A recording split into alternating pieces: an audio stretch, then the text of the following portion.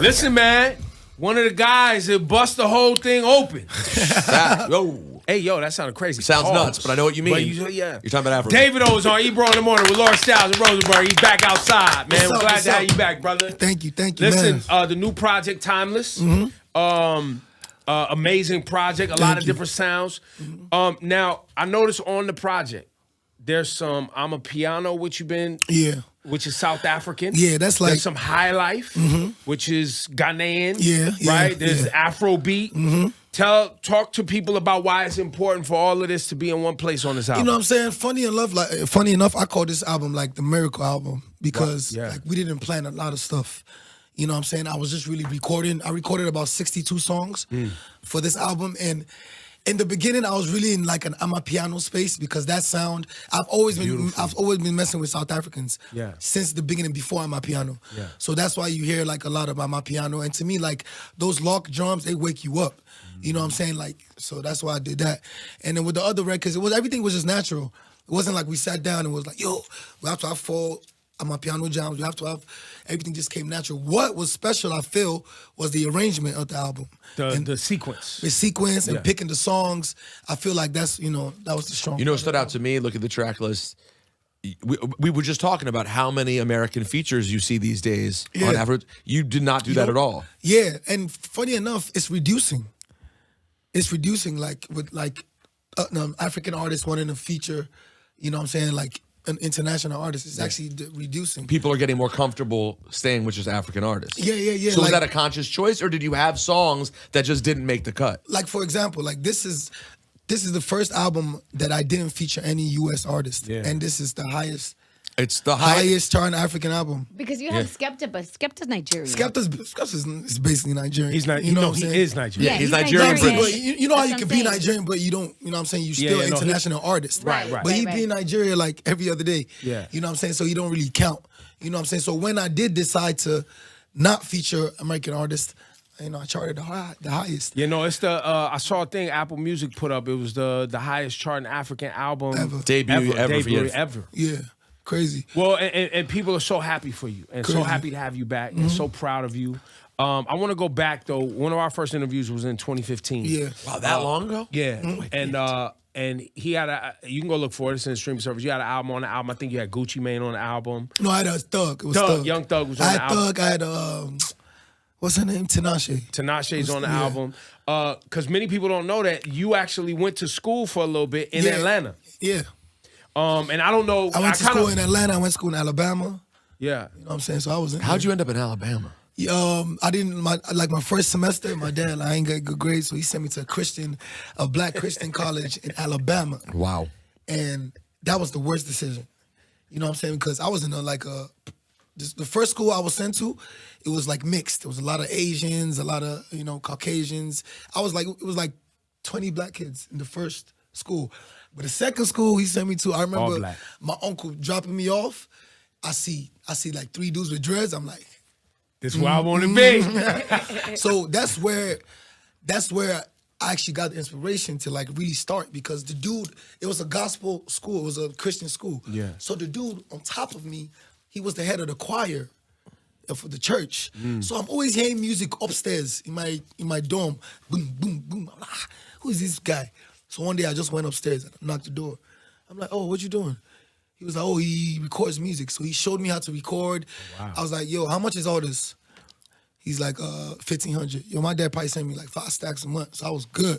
So I bought the whole studio and then started working, used YouTube, tutorials, and then from there just started recording. Well, and that's the interesting thing, right? Because a lot of people think Davido, because his father, I mean, we've had you on before. It's common knowledge your father's very wealthy, your family's done very well for themselves.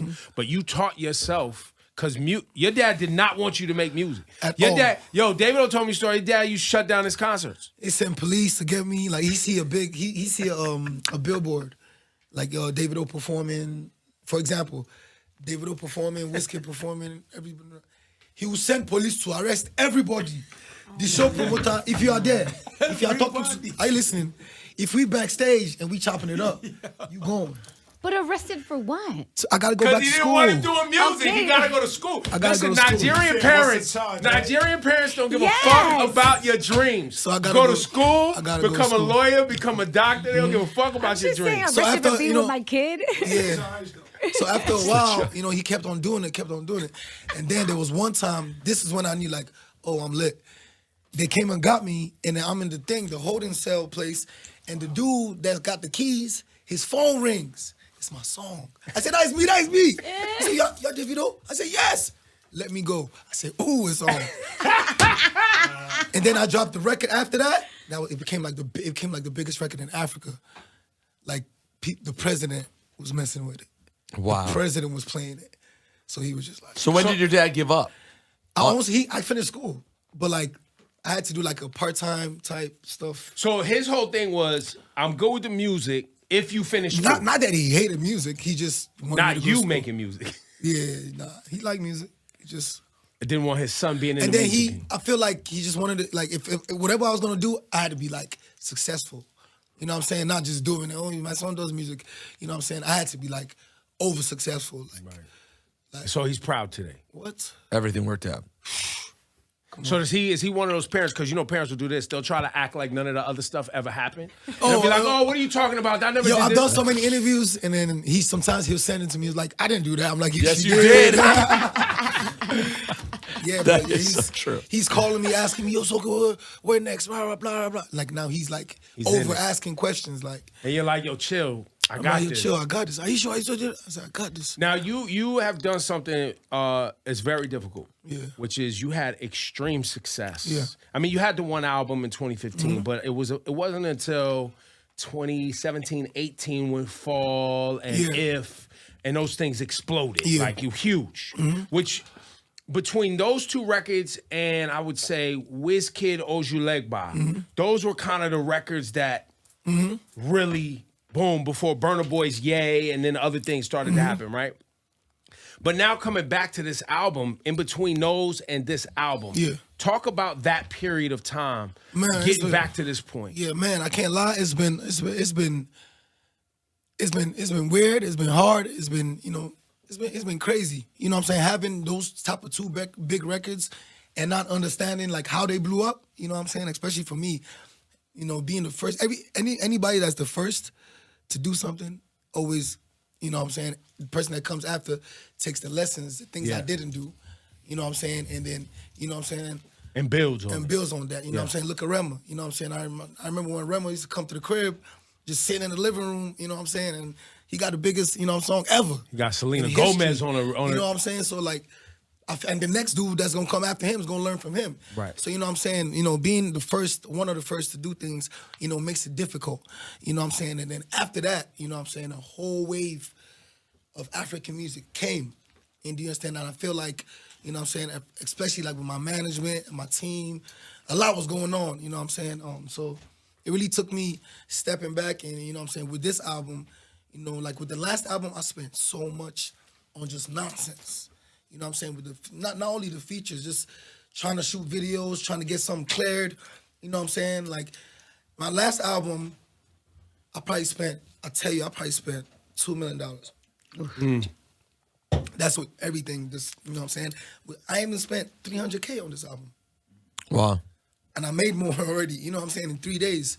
You know what I'm saying? So it just shows me the level of, where African music is going to. But I will tell you this, everything is changing. Things change. Even with what you guys do, everything, changes. Now we have, things like Twitch. Yeah. You know what I'm saying? So even with us in the music, industry, now it's like, we got to get this TikTok. We got, you know what I'm saying? We got to do these challenges. I'll say, So it's I'll say this changing. though. The thing that, and we talk about this a lot with regard to the songs themselves, especially coming from artists out of Africa. The songs are about love songs. They're not really necessarily about bullshit.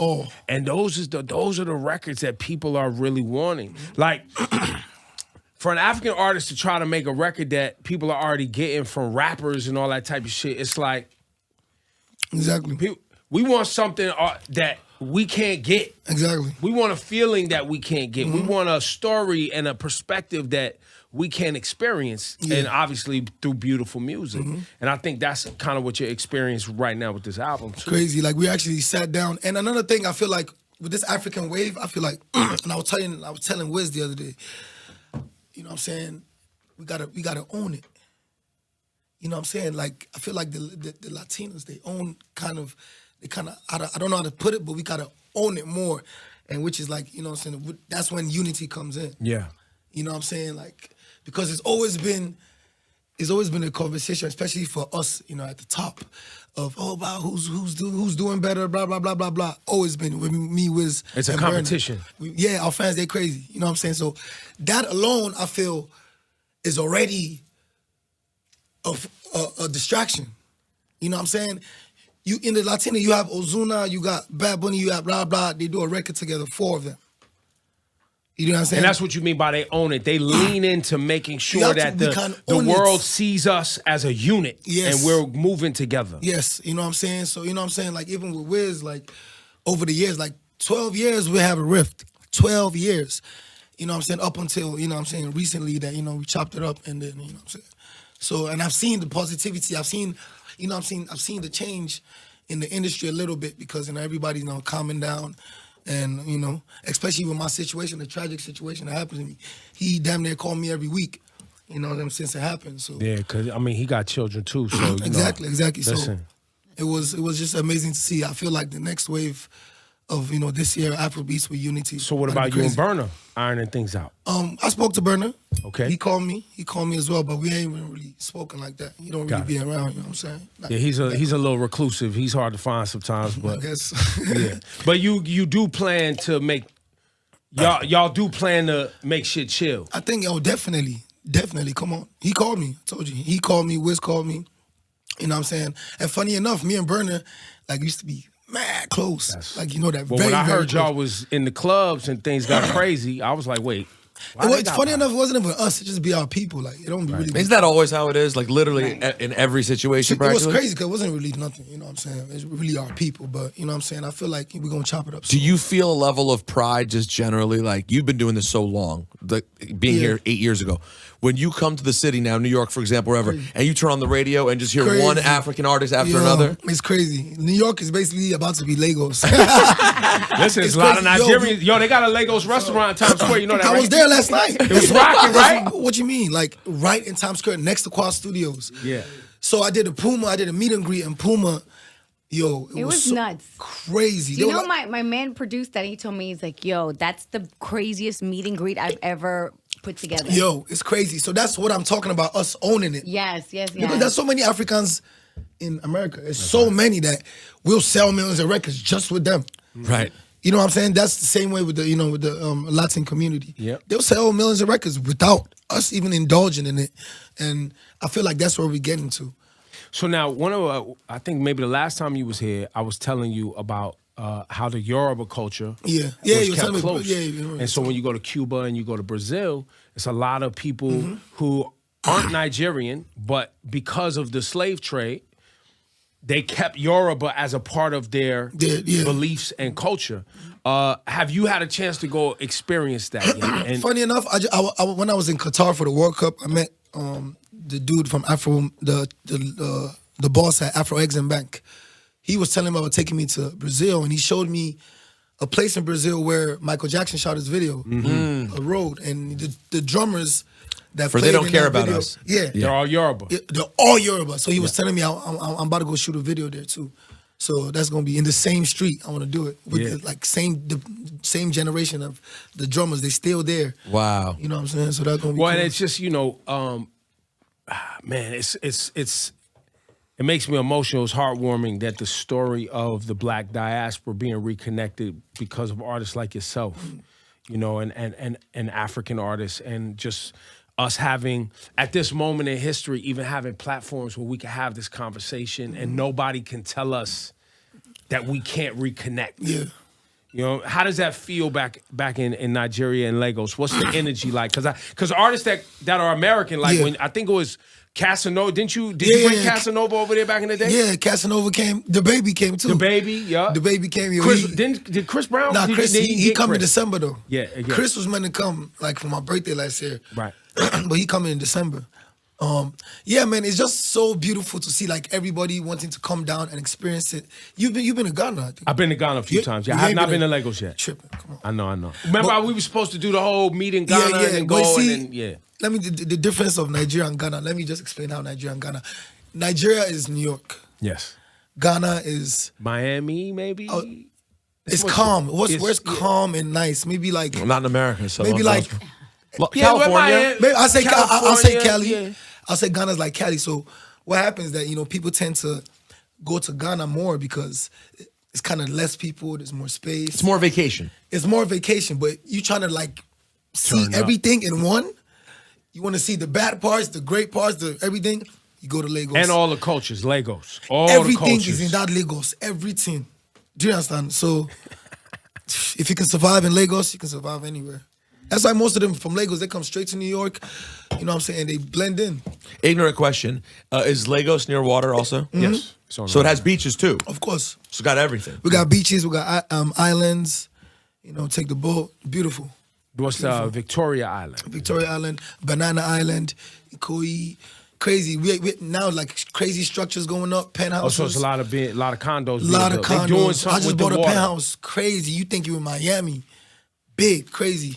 So because I know in Ghana that's a combo, right? Mm-hmm. So it was a big conversation many years ago during the year of return how many African nations were built away from using their beaches because the beaches represented trauma. Them coming, yeah. Beaches represented like, and everybody was like, listen, we not building near the beach. We don't.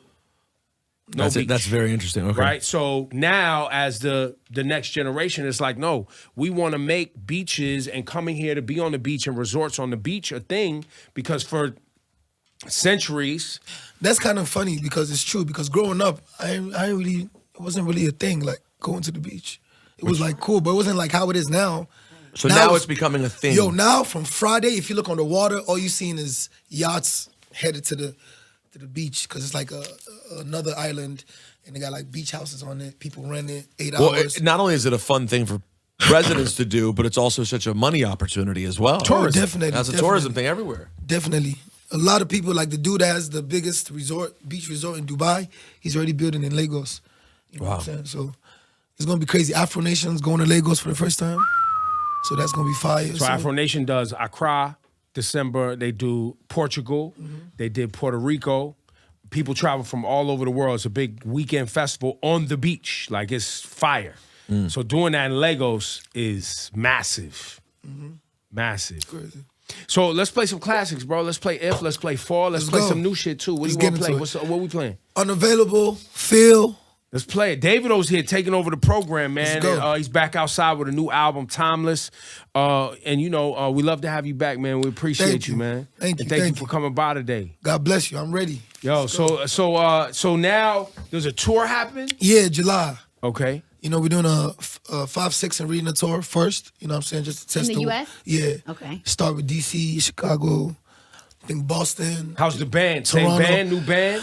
Cause the composers, same band. The composers, 6, arena tour. And then we go to Europe, do the arenas over there, and then we come back. I got to do the festival I was meant to do in Atlanta. I started a festival in Atlanta called Away Fest, called Are We African Yet? I did not know this. Yes, so it's going to be a festival that I'm going to be doing every year. That's why I'm talking about owning it. Yeah. You know what I'm saying? Why don't we have our own summer jam? Right. You know what I'm saying? So I'm doing a festival. It's called Away Fest, and I'm booking Rema, Kiss Daniel, you know what I'm saying? A couple other people, Ashake. Ashake's on fire.